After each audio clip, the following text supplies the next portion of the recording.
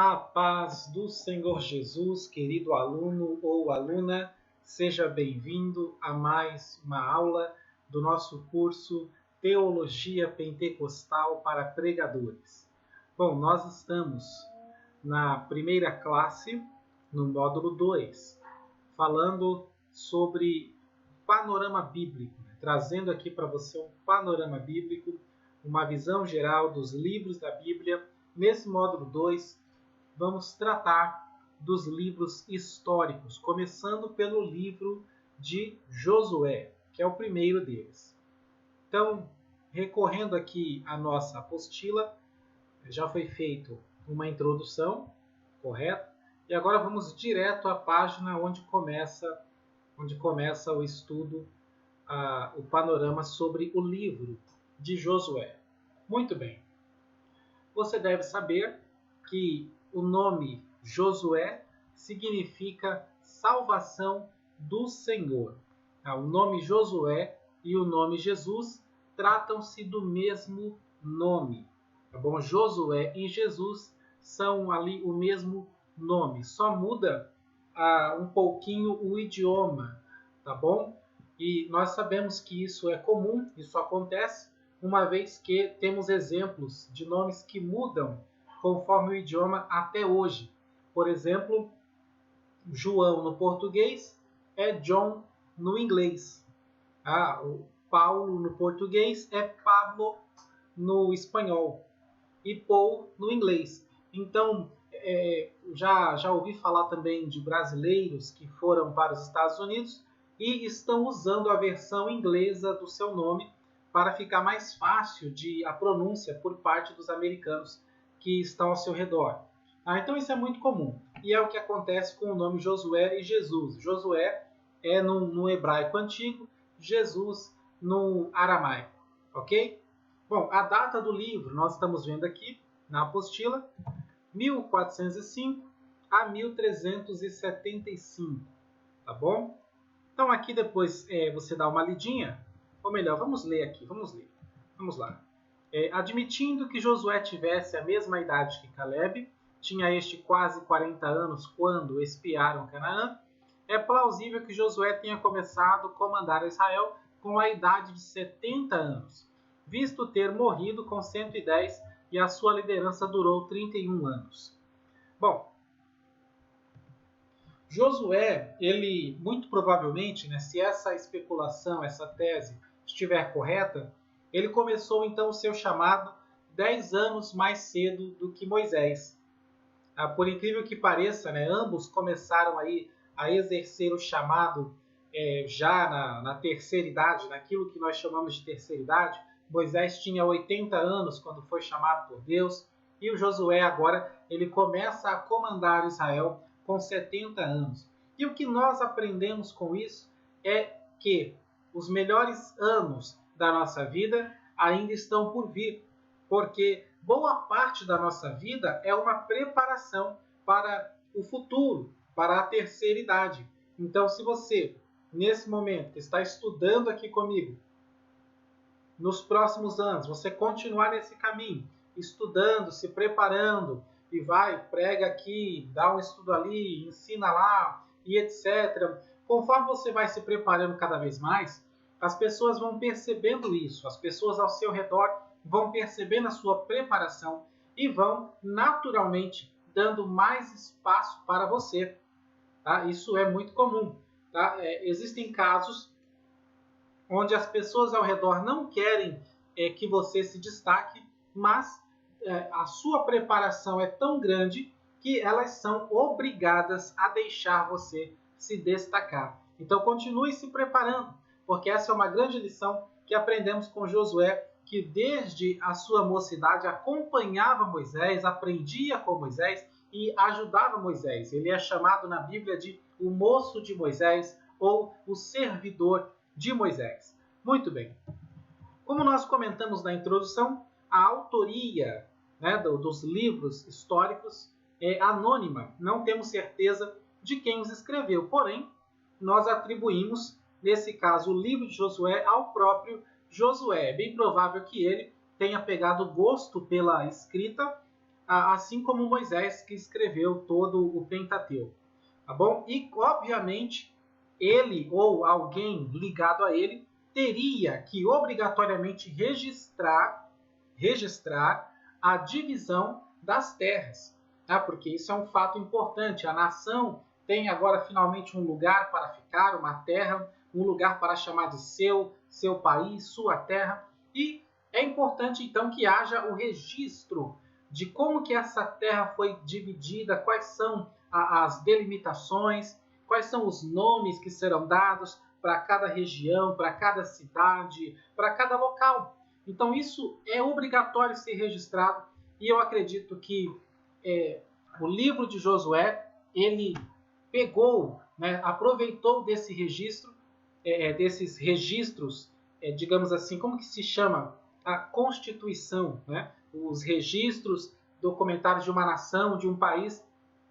O livro de Josué, o caso, o próprio Josué ou quem escreveu, aproveitou-se desses registros para adicionar ao seu livro, tá bom? O livro de Josué, ele é dividido em 3 partes, tá? 3 partes. 3 partes básicas para compreender como que o livro está organizado, tá bom? A primeira parte é que nós vemos a entrada na Terra Prometida. Segunda parte, nós vemos a conquista da Terra Prometida, ou seja, Canaã. E na terceira parte, nós vemos a distribuição de terras. E nessa distribuição de terras, você vai conferir no livro. Se você fizer uma leitura do livro de Josué, você vai conferir que ele dá o nome de cada cidade, de cada local, tintim por tintim. Então, quando você estiver lendo a Bíblia, né, e na Bíblia está dizendo o profeta fulano era da cidade tal, então você pode pegar o nome dessa cidade e pesquisar no livro de Josué, que são 90% de chance de você encontrar essa cidade registrada ali no livro de Josué, e ali você vai saber de a que tribo ela foi dada, né, para quem foram os habitantes dessa cidade, etc. e etc. Muito bem. Avançando aqui, aqui nós temos uma divisão do livro. Olha só. Aqui mostra o registro dos capítulos, tá? Fica mais interessante. Capítulo 1 ao 12, Introdução e Conquista da Terra Prometida. Uma divisão um pouquinho diferente da que eu te falei, mas não muito. Tá? Nesse capítulo 1 ao 12, nós temos as 2 primeiras partes que eu mencionei, que é a entrada na Terra Prometida e a conquista da Terra Prometida. Do capítulo 13 ao 22, ou do capítulo 13 ao final, é toda essa questão da distribuição da terra, quem vai ficar com qual pedaço. Tá? Mas especificamente do 13 até o 22, nós temos essas instruções da distribuição das porções de terra. Então você vai perceber o quê? Que a maior parte do livro não são as guerras e a conquista da terra. A maior parte do livro é como que divide a terra, como que organiza essa terra, qual tribo vai ficar com qual pedaço, e nesses pedaços, quais serão os nomes dados às cidades.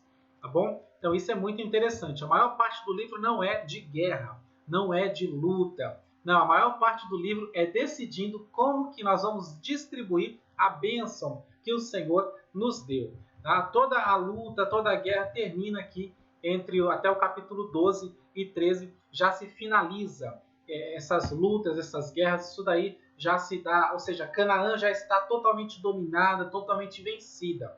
Ela não está, até o capítulo 12 e 13 de Josué, a terra de Canaã não está totalmente preenchida por israelitas, ok? Mas ela está totalmente vencida, já se deu por vencida. Ou seja, digamos que eu esteja aqui em Canaã e eu sou um cananeu, eu estou numa região que Israel ainda não chegou, porém, eu e os moradores aqui já sabemos que Israel é que manda aqui agora, então a hora que eles mandarem a gente sair, nós vamos ter que sair. Então a gente está vivendo sob aviso, sob pressão, preparados para sair a qualquer momento quando um israelita chegar, certo? Porque nós estamos na terra, o Israel não chegou, mas ele já venceu as nações mais poderosas e nós não teremos força contra Israel. Então é só esperar aí o juízo final chegar. Eles já não estão lutando mais, mas eu sei que eles estão lá escrevendo, rabiscando, discutindo sobre como eles vão dividir a terra. Então é isso que nós vemos na Bíblia Sagrada. Entre o livro de Josué e no livro dos Juízes, nos 2 primeiros capítulos de Juízes, nós percebemos isso, que a terra não foi totalmente conquistada, eles não expulsaram totalmente os inimigos, ainda ficaram muitos cananeus espalhados, em alguns cantinhos da terra, em alguns pequenos bairros, alguns pequenos povoados, tá? Mas no livro de Josué fala, conquistou tudo e tal, não sei o quê. Só que essa forma de falar que conquistou a terra é querendo dizer que a terra se submeteu a Israel. Todo mundo aceitou a autoridade do Israel, o governo israelita estava instalado na terra de Canaã. Glórias a Deus. Tanto é que você vê em Juízes 1 e 2 que o povo ainda continua, pelo menos os primeiros capítulos, eles ainda estão expulsando os inimigos da terra prometida, mesmo após a morte de Josué. Muito bem. Agora, anote aí no seu caderno, na sua Bíblia, algumas coisinhas, tá? A palavra-chave do livro de Josué é conquista, ou uma frase-chave seria vitória pela fé. A vitória pela fé. Palavra-chave, conquista. Pegue a sua Bíblia, estou com a minha Bíblia aqui, vamos conferir uma situação interessante. Números, livro de Números, capítulo 13, no verso 16. Diz assim, Números 13, 16. São estes os nomes dos homens que Moisés enviou a espiar aquela terra, e a Oséias, filho de Num, Moisés chamou Josué. Então, Josué não é um nome de nascença deste personagem incrível. Josué foi o nome dado a ele depois de relacionar-se com Moisés, depois da amizade, da caminhada, da experiência de andar com Moisés, é que ele recebe esse nome, deixa de ser chamado Oséias para ser chamado Josué. Isso é muito interessante. Tá bom? Então esse aqui é um dos momentos onde nós vemos a mudança do nome Josué. Agora, ainda nesse mesmo capítulo, Números capítulo 13, nós podemos perceber também de que tribo era Josué. Dá uma olhadinha aí no verso 8, Números 13, 8, e você vai perceber que Josué era da tribo de Efraim. No caso, ele está aí sendo chamado de Oséias. Tá bom? Da tribo de Efraim. Efraim é um dos filhos de José. Um dos filhos de José que foi adotado por Jacó. Tá bom? Por que não existe a tribo de José? Porque José se tornou, por preferência, o primogênito de Jacó, e o primogênito recebe porção dobrada. Então, a bênção dobrada de José é recebida através dos seus 2 filhos. Então, José, através de Efraim e Manassés, recebe uma porção dobrada da terra prometida. Tá bom? E interessante que o Efraim nasceu em segundo lugar. Manassés nasceu primeiro, seria o primogênito, e o Efraim nasceu segundo.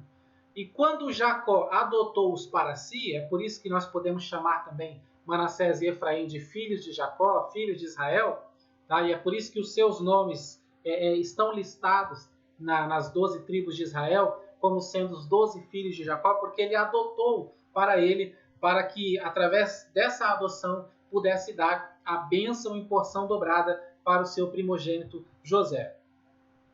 Então, quando ele adotou, na hora de abençoar, ele cruzou as mãos e abençoou. A bênção de primogenitura foi para Efraim, o mais novo, e não para Manassés, o mais velho. Tá bom? Agora, obstante a isso,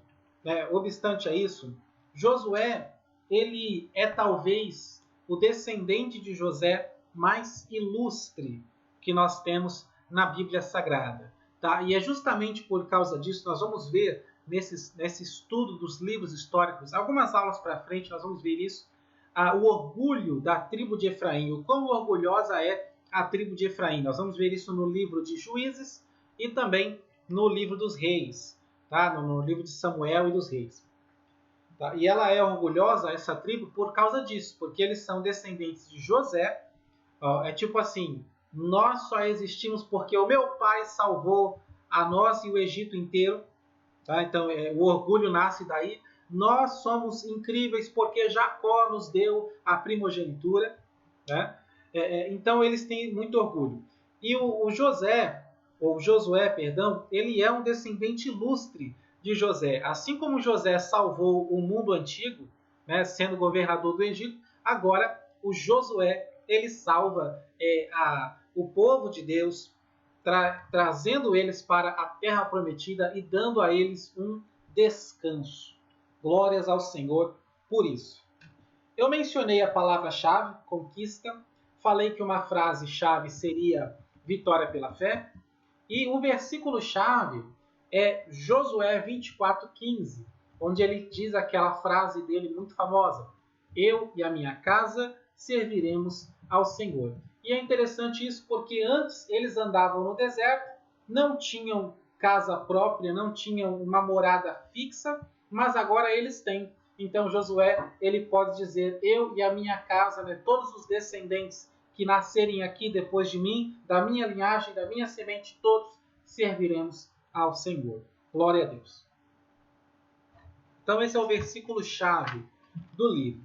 Vamos lá, eu quero aproveitar essa aula e pega aí a sua Bíblia, vem comigo no livro de Josué, no capítulo 1, que é o capítulo assim mais relevante quando você fala do personagem, quando se fala de Josué, o capítulo 1 do seu livro é o capítulo principal do personagem Josué.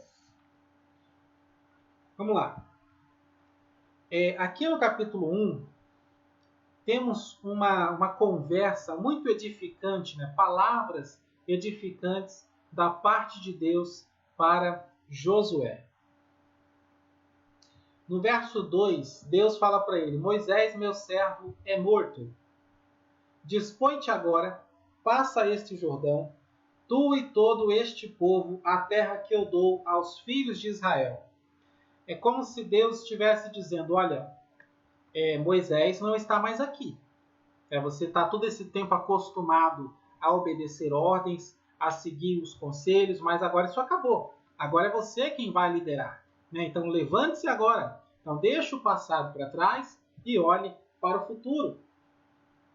Diz assim, passa este Jordão, tu e todo este povo, um A com crase, quer dizer, para a terra que eu dou aos filhos de Israel. Essa expressão, essa forma de Deus colocar é muito interessante. A terra que eu dou aos filhos de Israel. O que isso significa? Significa, no mínimo, que toda a terra pertence a Deus. Não importa onde você mora, o bairro, a cidade, o estado ou o país onde você mora, pertence a Deus e ponto final. Não importa quem é o presidente da nação, quem é o governador do estado, quem é o prefeito da cidade, não importa. Toda a terra pertence a Deus e Ele vai dar a quem Ele quiser, Ele vai fazer o que Ele quiser. Glórias a Deus. Agora, a terra de Canaã, né, é um paralelo. A terra de Canaã ela faz um paralelo com o céu, com a Canaã que nós queremos entrar, a Canaã espiritual. Tá? É só um pequeno paralelo. Tá bom? Não quer dizer que em todos os sentidos Canaã é o céu, de maneira nenhuma, até porque Canaã estava cheia de idólatras, de pagãos, de pessoas, como que fala? Pessoas mergulhadas na prostituição, entre tantos outros pecados terríveis. Tá? Mas, simbolicamente, num pequeno ponto, né, num pequeno pontinho, você atravessar o Jordão seria uma figura da travessia dessa vida para a outra vida. Tá? E na outra vida, somos acompanhados por Josué e ele vai nos introduzir. Josué, que significa Salvador, que é o mesmo nome Jesus, vai nos introduzir numa nova terra, né, para sempre. Glória a Deus, onde nós vamos habitar para sempre, uma terra boa, uma terra espaçosa, uma terra que emana leite e mel. Então, nesse pequeno ponto de vista, Canaã prefigura o lugar onde nós vamos passar a eternidade. E o que Deus está dizendo é Ele que dá, né, a terra que eu dou aos filhos de Israel. Então, não somos nós que conquistamos isso pelo nosso mérito, pelas nossas obras. É Deus quem dá pela sua infinita graça e misericórdia. Glória a Deus. Agora, deixando de lado um pouquinho esse símbolo de que Canaã seria um tipo do céu, deixando isso de lado um pouquinho, essa conversa de lado, né, a travessia do Jordão, da morte para a vida, deixa isso daí de lado um pouquinho, vamos falar de outra coisa ainda dentro desse texto, tá bom? Dentro desse texto. O que Deus deixa bem claro nessa conversa que ele tem com Josué, do verso 2 ao 9, é que agora eles têm que atravessar o Jordão, tá? Temos que atravessar o Jordão. E atravessar o Jordão, nessa circunstância aqui, é uma... Como que eu posso colocar? É um suicídio. Sendo bem claro e direto, é um suicídio. Por quê? Porque as nações que estão do outro lado são maiores, né, em número, em força, em grau, em tudo, do que o povo de Deus. Lembre-se que os espias voltaram dizendo: tem gigantes na terra, tem um monte de gigante na terra. Então eles são maiores em tudo, em número, em força, até em estatura. São maiores que os servos de Deus. E o Jordão constitui uma barreira natural. Uma barreira natural. Ou seja, se você está numa guerra e está perdendo e você vai fugir, o Jordão para você. O Jordão impede você de fugir e todo mundo morre ali. Então atravessar o Jordão é entrar dentro da jaula e ficar preso com o inimigo. É não ter para onde correr. Isso é atravessar o Jordão. Ou seja, não tem volta. Não tem volta. Tem uma história, se eu não me engano, acho que é de Napoleão, uma história famosa dele, que ele atravessou a ponte com o exército, ele tinha um exército pequeno, o exército do inimigo era muito maior, e depois que todo o seu exército atravessou a ponte para enfrentar o inimigo, ele foi lá e queimou a ponte. Quando ele queimou a ponte, o exército olhou para ele com aquela cara de dúvida, e ele falou: agora ou vocês vencem ou vocês morrem. Ou é vencer ou vencer. Então é mais ou menos essa situação, atravessar o Jordão. Você atravessa o Jordão, né? Deus abriu o Jordão, maravilha, mas depois fechou. Então não tem volta mais. Não tem volta. O que significa que andar com Deus, andar com Cristo, é uma viagem só de ida. É um percurso só de ida. Não tem volta. E uma coisa nós temos que fazer. Temos que atravessar o Jordão. Então você, nessa situação, sabendo que não vai ter para onde voltar, não vai ter para onde correr, você só atravessa o Jordão por um motivo: pela fé. Você só atravessa de uma maneira: pela fé. Porque se for pela força, não, vamos atravessar que a gente é mais forte. Não, não é mais forte. Vamos atravessar porque nós somos maiores. Não, não são. Vamos atravessar porque nós temos vantagem territorial. Não, não tem. Eles que conhecem o território, Israel não conhece, está chegando agora. Eles sabem onde se esconder, por onde atacar, como dar a volta, quais são os atalhos. Não tem vantagem nenhuma. Então não tem motivo. Não tem nenhum motivo lógico ali nessa situação que te faça atravessar o Jordão. Não, atravessa porque vocês guerreiam melhor. Não, não é. Só atravessa o Jordão pela fé, em nada mais. Todos os outros motivos que você encontrar vão te dar motivos para ficar onde você está. Tudo que você for olhar ao seu redor vai te dar motivo, vai te dar razão para ficar onde está. Mas, se for pela fé, você atravessa. Somente pela fé é que se atravessa, somente pela fé é que se vence. E é interessante que isso nos faz lembrar o Novo Testamento, onde João ele fala na sua carta, né, esta é a vitória que vence o mundo, a nossa fé. Porque se nós formos procurar motivos, né, outras vantagens, outros recursos para vencer o mundo, não acharemos nenhum. Somente pela fé é que venceremos. Glória a Deus. Aleluia. Eu gosto muito do livro de Josué. Aliás, eu não sei de qual livro da Bíblia eu gosto mais. Eu não consigo ter um favorito, porque cada livro que eu vou estudando, aí eu gosto muito desse livro. Aí eu estudo outro, nossa, eu gosto demais desse. E eu fico assim, sou empolgado. Vamos lá. Vamos tentar seguir a apostila aqui. Eu gosto de falar. Vamos lá. O estado em que se achava a nação. Muito bem. Deixa eu posicionar melhor aqui. Ok. Tá? A liderança da nação não tinha sido transferida a Josué por ocasião da morte de Moisés, 30 dias antes. A travessia do Jordão teve um lugar um pouco antes da Páscoa, época em que o Jordão inundou as margens. Tá? Então isso daqui é só uma lembrança de que foi Deus quem mandou Moisés escolher a Josué. Isto quando Deus avisou que Moisés não iria muito longe. Aí disse, escolhe Josué, em quem há o Espírito. Deixa eu encontrar esse texto aqui. É um texto importante também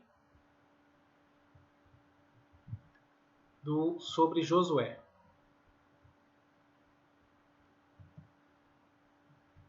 Números 27, 18. Números 27, 18. Vamos lá, rapidinho.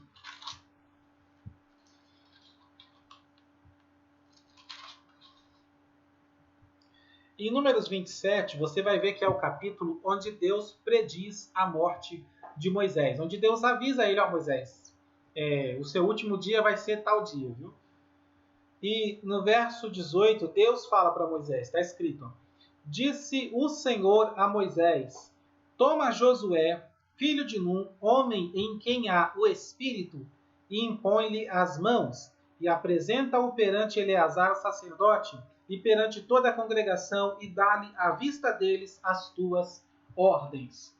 Põe sobre ele da tua autoridade, para que lhe obedeça toda a congregação dos filhos de Israel.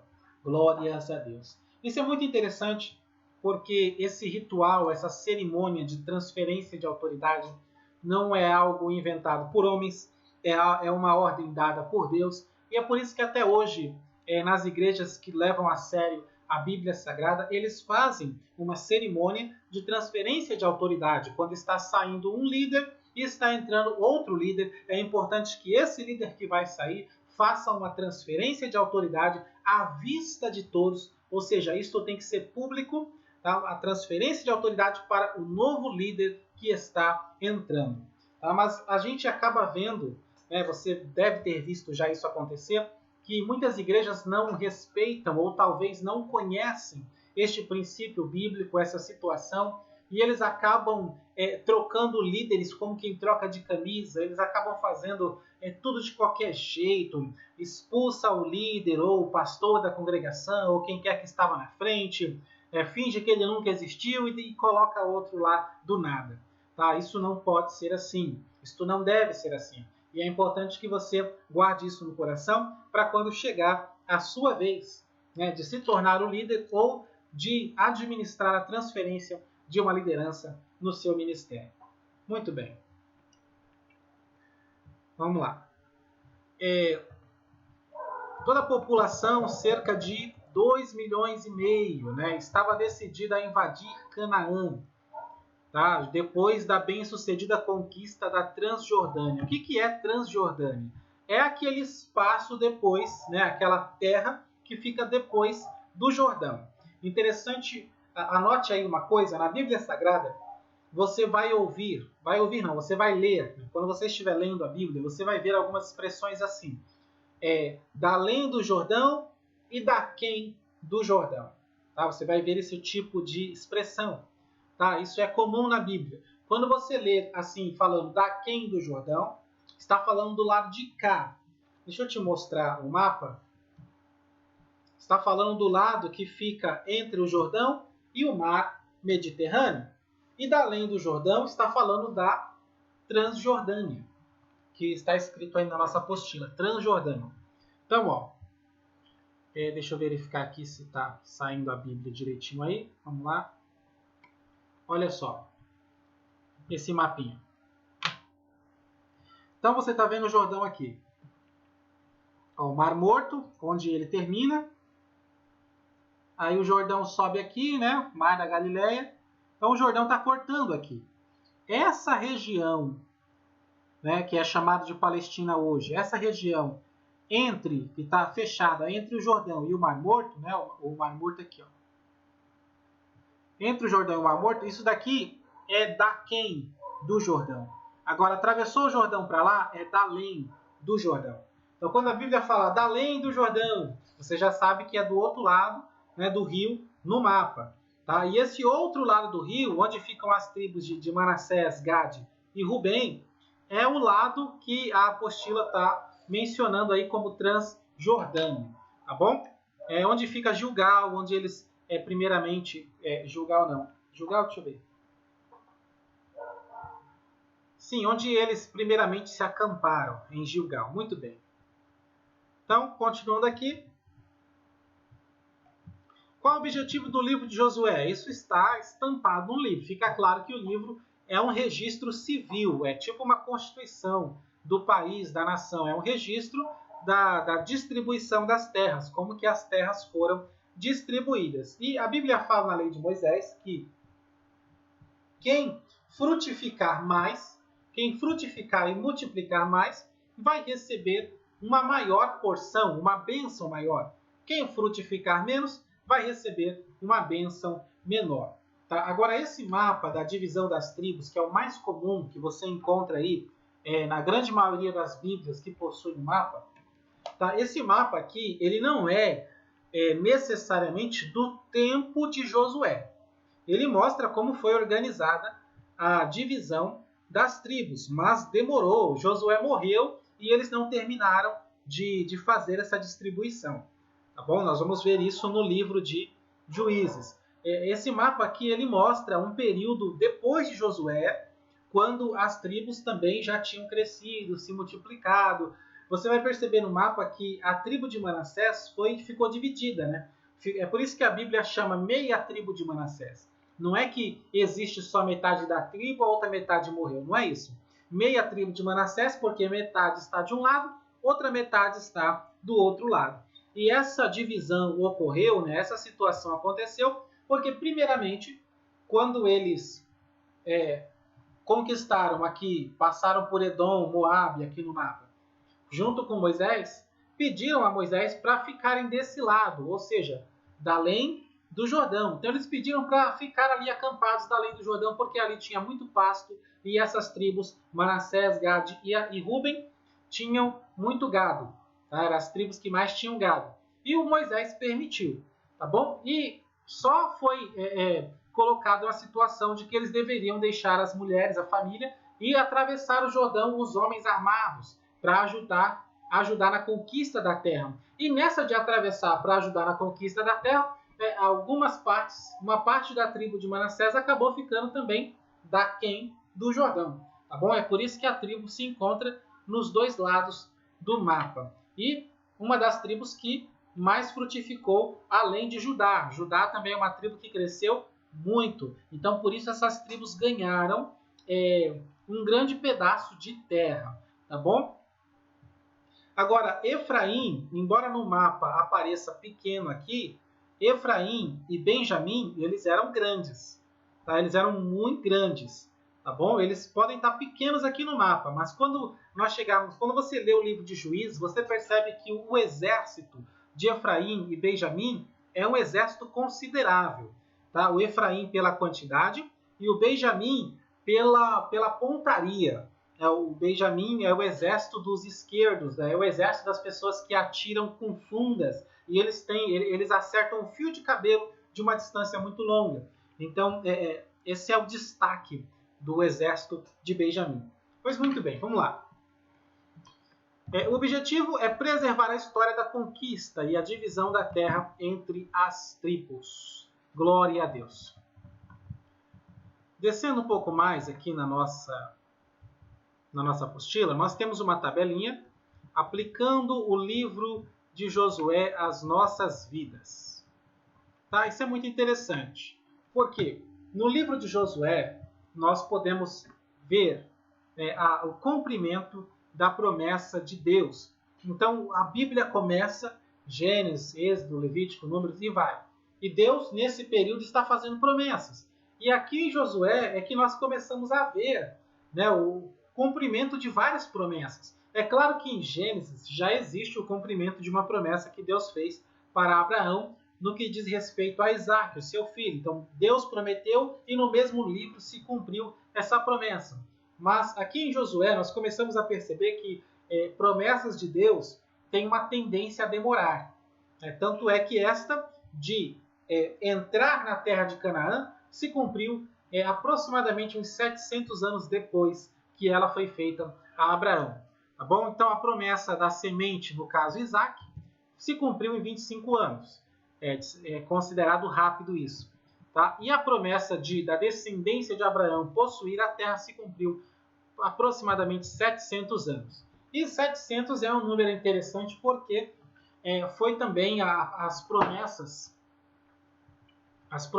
feitas por Isaías sobre Jesus Cristo se cumpriram também cerca de 700 anos depois. Ou seja, Isaías profetizou 700 anos antes de Cristo. Muito bem. Eu vou fazer uma pausa aqui e a gente continua numa próxima parte dessa mesma aula. Amém?